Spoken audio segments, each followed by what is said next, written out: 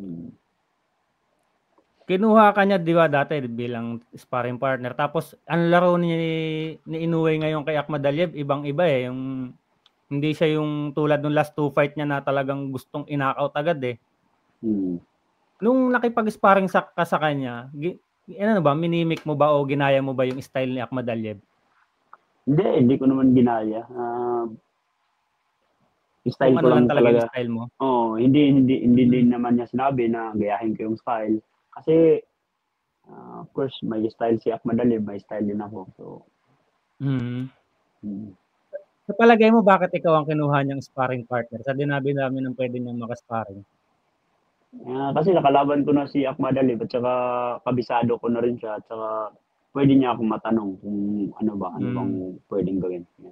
So nung nag-i-sparring kayo nasa training camp kayo tinatanong-tanong ka niya nung team niya kung ano ba yung Opo.